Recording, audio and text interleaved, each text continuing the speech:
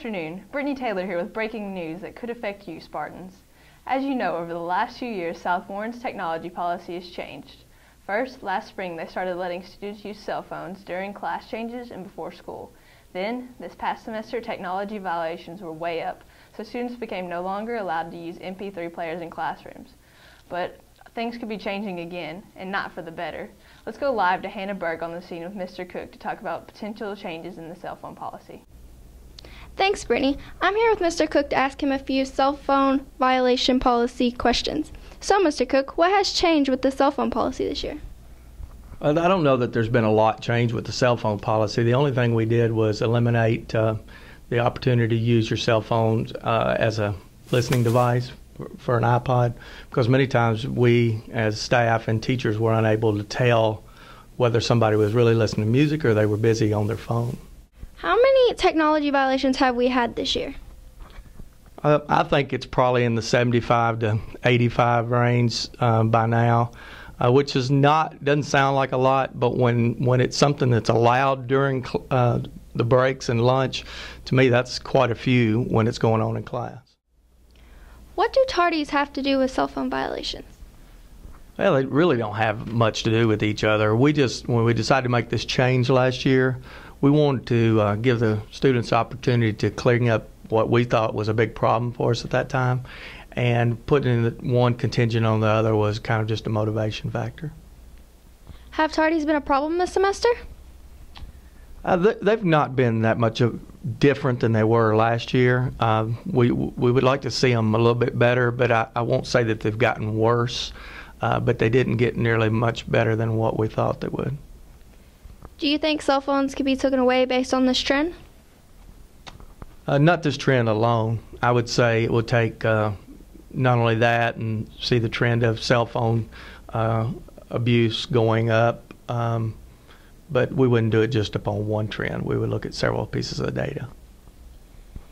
If the school loses cell phone privileges, can we get them back? When and how?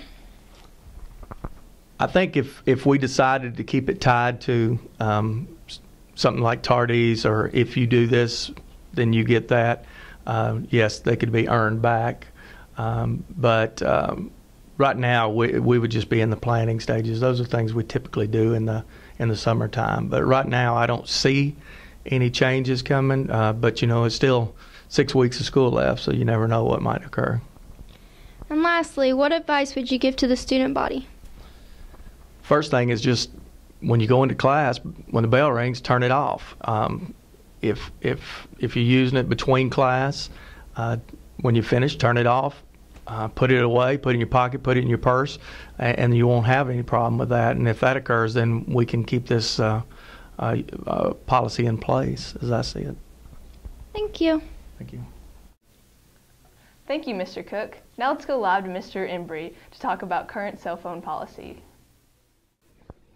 Thanks, Brittany. I'm here with Mr. Embry, and I have a few questions for you. So, can you define for the students when and where they may use cell phones during the school day?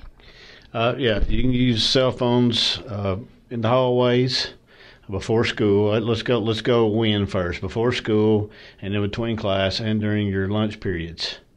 All right, and then you can use them in the hallways and in the cafeteria and in the restrooms. Otherwise, shouldn't be using them.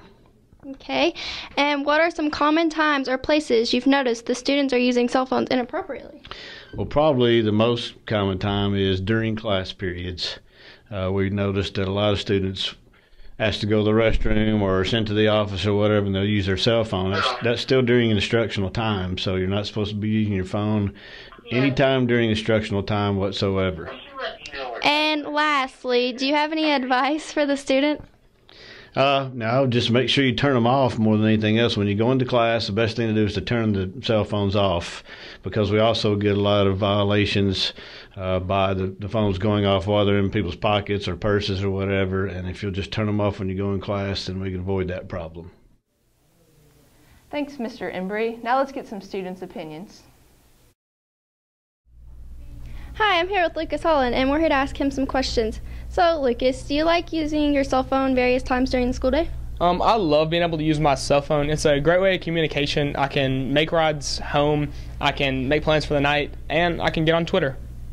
Hey, I'm here with Alyssa Allen to ask her a question about the cell phone policy. So, how was the cell phone policy at your old school? We weren't allowed to have our cell phones out at all. We had to keep them in our locker. So, do you like South Warren's policy better than your old school's? Yes, I do, because we get to use them in the hallways, and it's just more convenient. Okay, thank you. Hi, I'm here with Kenny Wilson to ask him a few questions. So, Kenny, have you noticed kids using cell phones various times during the school day? Yeah, I've seen kids with their phones on in class. Big deal. Why do you feel that we're not allowed to use cell phones in the classroom? I mean, it distracts the person from their learning. Hi, I'm here with Kaylee Wright. So, Kaylee, how would you feel if they were to take cell phones away? I'd be frustrated because they're taking out on kids that aren't breaking the rules. Thanks, Kaylee. If these trends don't change, we will lose our cell phone privileges. A smarter today is a better tomorrow. Have a great day, Spartans.